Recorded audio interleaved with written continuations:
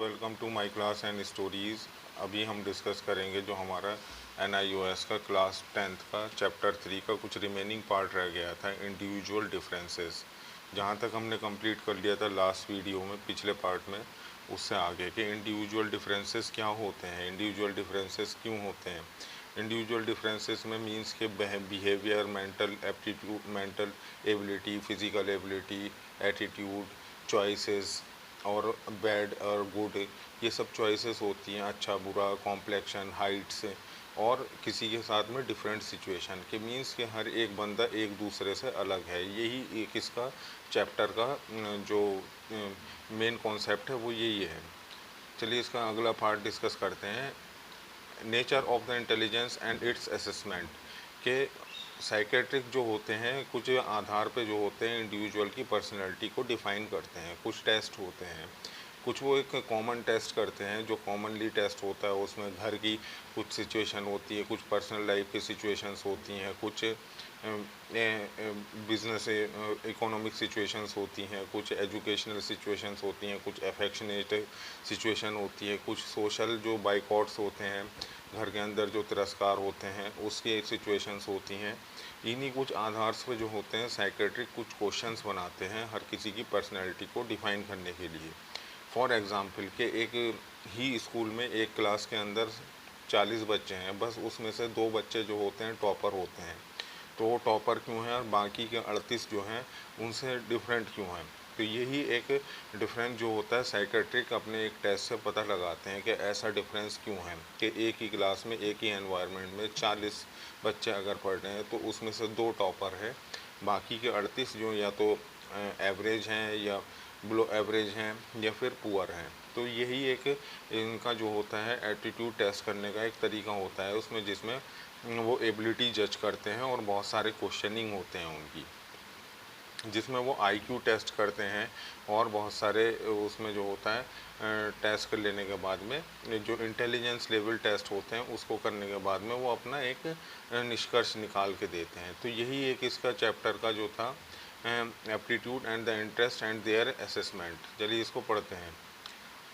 You may have come from the across the people who are very proficient in task and but not much in another task के। बहुत सारे जो होते हैं proficient task होते हैं, जैसे कि कोई सिंगर है तो वो क्रिकेट में अच्छा नहीं होगा, कोई क्रिकेटर है तो वो सिंगिंग अच्छी नहीं करेगा, कोई बैट्समैन है तो वो बॉलिंग अच्छी नहीं कर पाता है। तो बहुत सारी एबिलिटीज़ होती हैं जो एक के अंदर होती हैं दूसरे के अंदर नहीं होती। Some of your friend may be very good in the mathematics. कुछ जो होते हैं हमारे दोस्त मैथमेटिक्स के अंदर बहुत अच्छे हैं, but very poor in the social science. लेकिन सोशल साइंस के अंदर बहुत पीपल होते हैं। Such people process the special abilities of the characteristics in a particular field but the relatively low in the other field. के कुछ जो होते हैं एक पर्टिकुलर फील्ड में अच्छे होते हैं, कुछ एक पर्टिकुलर फील्ड में बुरे भी होते हैं। सपोज के एक बंदा जो है वह गाड़ी बहुत अच्छी चला लेता है, कार बहुत अच्छी चला लेता है, लेकिन वही बंदे से अगर कहो कि आप एरोप्लेन चला लो तो उसकी एबिलिटी नहीं है, उसके लिए पायलट ज़रूरत होता है। तो ये साइकोलॉजी होती है। In the psychology this is called the aptitude. के एप्टीट्यूड क्या है, हमारी लर्निंग एबिलिटी क्या है। And aptitude is the combination of the characteristics that indicates and the individual capacity to acquire the some specific knowledge और skill.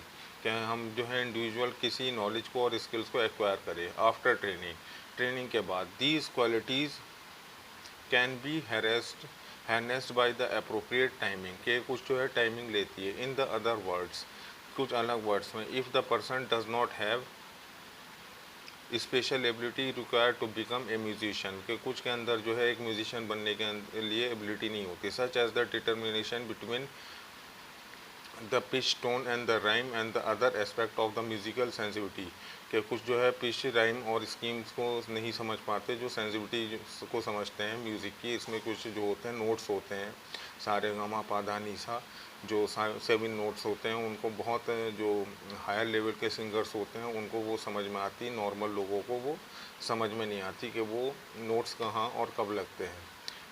He would be not good musician कि वो अच्छा म्यूजिशियन नहीं होता। इवन आफ्टर सफिशिएंट ट्रेनिंग के बाद भी जो होता है उसमें अच्छी क्वालिटीज़ नहीं आ पाती है। ये होता है कि बहुत सारे लोग काम करते रहते हैं लेकिन फिर भी उनके अंदर वो एबिलिटी नहीं आ पाती, क्योंकि वो उनका उसमें एटीट्यूड नहीं है, वो उसमें कंफर्ट जोन नहीं कर पा रहे हैं।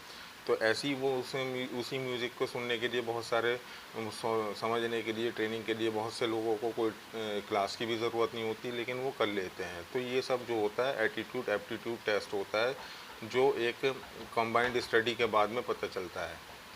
Nature of the personality, we are use them the personality day to day life. हम जो है पर्सनैलिटी को डे टू डे लाइफ में ही डिस्क्लोज करते हैं। In the psychology personality is throw the person a unique relativity stable behaviour pattern which such consistent across the situation over the period of the time, के कुछ period के time पे बाद में personality को पता चल जाता है।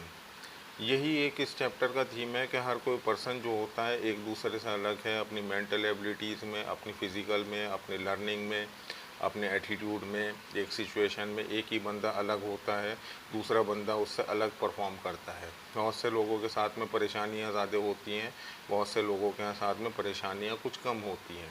तो यही इस चैप्टर का इंडिविजुअल डिफरेंस का जो एक मतलब कि एक वो था है समझाना कि इंडिविजुअल डिफरेंसेस क्या होते हैं, उसको डिफ़ाइन करना, यही एक इसका थीम है।